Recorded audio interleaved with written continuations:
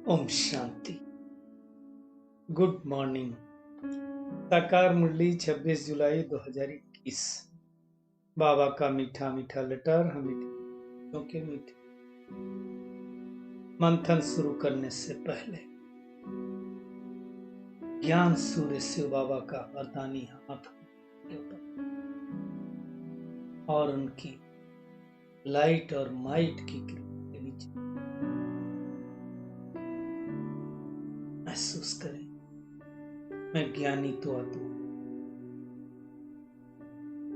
आज मीठे बाबा ने कहा, मीठे बच्चे, याद की यात्रा में कभी थकना नहीं है। देह अभिमान के तूफान थकाते हैं। देह अभिमानी बनो तो थक दूर हो जाएगा। वास्तव में होता क्या है कि हम जब याद करने बैठते हैं तो शरीर याद आएगा, उसके संबंध याद आएंगे, कोई काम याद आएगा, मतलब देह अभिमान में आ गए। और देह अभिमान में आ गए तो थकान होती।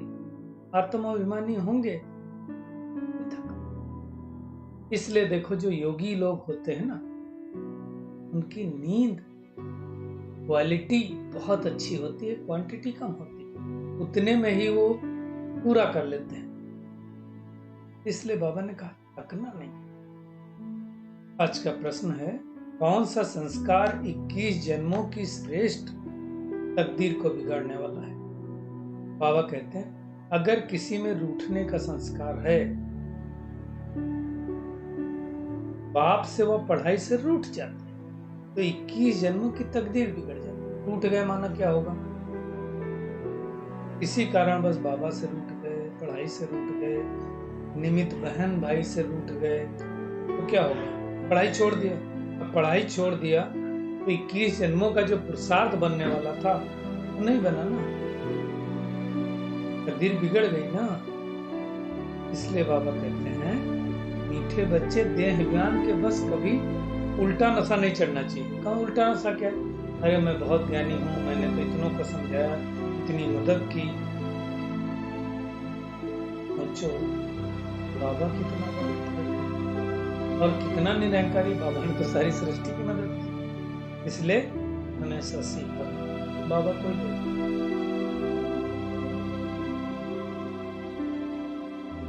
आज का गीत है, रात के राही थक मत जाना, दिन की मंजिल दूर नहीं। रात के राही मतलब हम सब कलयुग रूपी रात में। शिव बाबा ने आकर के ब्रह्मा बाबा द्वारा मुझे अपना बनाया। भक्ति करते करते बहुत थक गए थे। अब ज्ञान मार्ग में थकना नहीं। दिन की मंजिल समीप आ गई, हमारी दुनिया आने वाली बहुत शीघ्र। इस सृष्टि पर विराट रूप से परिवर्तन। तो बाबा कहते हैं, मीठे मीठे जिगलदे बच्चों ने गीत सुना। जो योग युक्त होंगे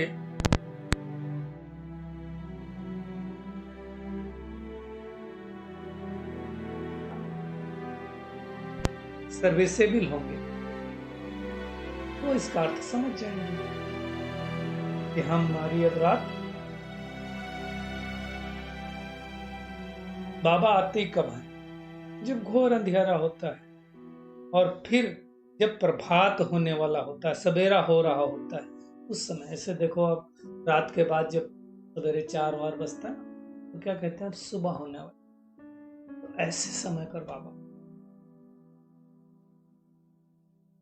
कहते हैं, मीठे बच्चे, याद की यात्रा में थकना नहीं है। दुनिया में जैसे जिस्मानी यात्रा करते थे, बाबा कहते थे धीरे धीरे जाते थे। पहले तो लोग पैदल ही जाते थे, बीच बीच में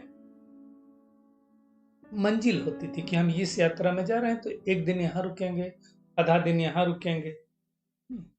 मालूम रहता था कि हमको कौन सी मंजिल पर ठहरना है, और बड़ी श्रद्धा से लोग जाते थे यात्राएं। लेकिन मेहनत कितनी?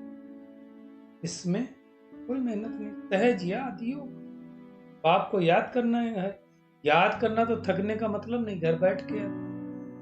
ये तो अंतर जगत की यात्रा है ना, इसमें कोई मेहनत की बात ही नहीं। हाँ, बाबा कहते हैं लेकिन इसमें कोई डाउट नहीं कि माया विघ्न नहीं डालेगी, माया तो विघ्न डालेगी, परंतु थकना नहीं है। थक जाना कब होता है? जब देह अभिमान में आ जाए। बाबा कहते शरीर निर्वाह कर्म तो करना है, बाबा कहते तुम कर्म करो, लेकिन शरीर निर्वाह 8 घंटा कर्म करो, 8 घंटा आराम करो और 8 घंटा ज्ञान योग में दो। बाबा कहते अभी तो कोई पूरा 8 घंटा देता नहीं है। तो धीरे धीरे बाबा कहते इस चार्ट को बढ़ाते रहो। हाँ, इसका यह मतलब नहीं है कि तुम निष्ठा में बैठ जाओ। क्या करो, धंधा धोरी करते हुए, चलते फिरते, उठते बैठते बाबा को याद करते रहो। जैसे दुनिया में बाबा कहते गंगा स्नान करते जाते तो राम राम जपते रहते ना, यहां कुछ सिमरना नहीं है, मन ही मन बाबा को याद करना है। माया के जब तूफान आते ना तो बुद्धि का योग टूट जाता है और देह अभिमान आने से क्या होता है? कौन याद आता? धंधा धोरी, बाल बच्चे, ड्यूटी, यही सब याद आती। बाबा कहते हैं अब तुमको इन चीजों से मुक्त होना है। बाबा ने बहुत सूक्ष्म बात कही कि साहूकार लोग सोचते हैं कि आगे चल करके मेरा बच्चा ये करेगा वो करेगा। बाबा कहते हैं अब कुछ कोई नहीं करेगा, क्योंकि अब परिवर्तन का समय हो गया, इतना समय है नहीं। इसलिए बाबा ने कहा इस पुरानी दुनिया से मोह ही निकाल दो, ये कब्रिस्तान बनने वाली है। बाबा कहते हैं अंतमति सो गति होती, इसलिए अंतिम समय में धंधा धोरी याद आएगा तो मुफ्त अपनी बर्बादी कर लोगे। तुम्हें बर्बादी नहीं करनी, आबादी करनी। आबाद कैसे होंगे और बर्बाद कैसे होंगे? अगर देह अभिमान में आएंगे तो बर्बादी, देह अभिमानी बने तो आबादी। जितना याद करेंगे उतना 21 जन्मों का वर्षा पाएंगे, याद नहीं करेंगे तो घाटा हो जाएगा। सिंपल। बाबा कहते बहुत लोभ भी नहीं रखना है, टू मच में नहीं जाना कि हमारे पास इतना धन हो जाए, विनाश होने वाला है। ठीक है, धन चाहिए, परंतु टू मच में नहीं जाना, बेईमानी करके, छल करके, कपट करके, वो सब नहीं करना है। बाबा कहते हैं फिर कई लोग बोलते हैं कि हम ज्ञान में आए ना तब से देवाला लगने लगा, तब से हमको बहुत बीमारी आने लगी है? बाबा कहते वैसे ऐसा है नहीं, बीमारी आती है तुम्हारे कर्म भोग से, ज्ञान से उसका क्या लेना देना। बल्कि ज्ञान आने से तो हम जो बीमारी आती है उसको चुकतू आसानी से कर पाते हैं, समझ मिलती है तो घबराते नहीं, और घबराते नहीं तो हमारे संकल्प पॉजिटिव होते हैं, और संकल्प पॉजिटिव होते हैं तो बीमारी जल्दी ठीक होती है। बाबा कहते हैं अच्छा है, बीमारी आ गई तो विकर्म नष्ट हो गए, धर्मराज के डंडे खाने से बच गए।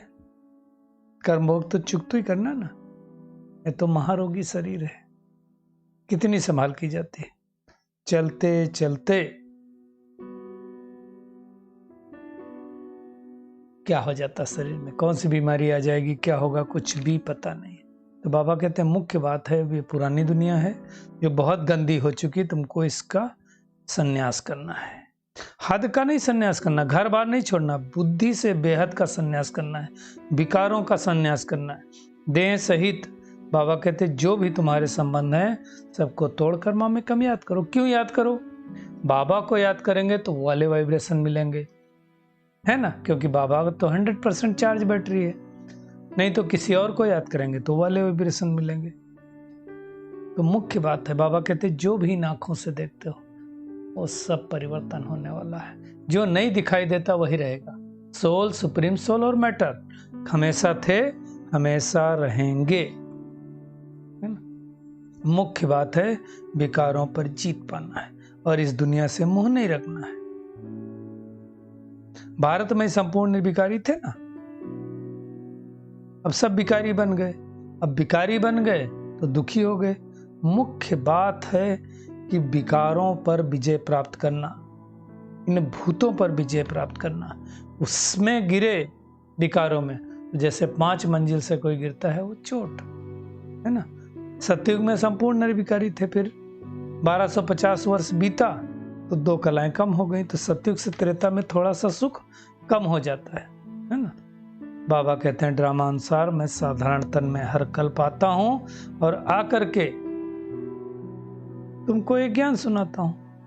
अब बाबा ने तो युक्तियां बता दी, अब कहते हैं बाबा तुम बच्चों की देरी है। स्वर्ग स्थापना करने में किसकी देरी, हम बच्चे तैयार हो जाएं तो समझ लो स्थापना हो गई है ना। बाबा कहते हैं मुख्य याद है, तुम्हारा यादगार भी बना है दिलवाड़ा मंदिर। नीचे बैठे तपस्या कर रहे हैं, ऊपर स्वर्ग दिखाया।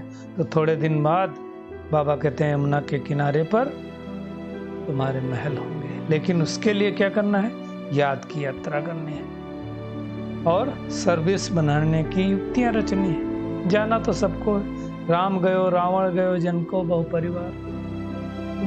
तो इस समय रावण का कितना बड़ा परिवार है, परमात्मा से विपरीत बुद्धि।